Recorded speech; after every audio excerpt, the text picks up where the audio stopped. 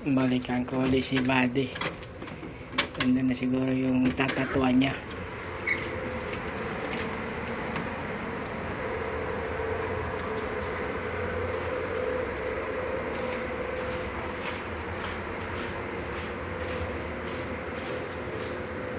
Buddy, pasok ako, Buddy, ha.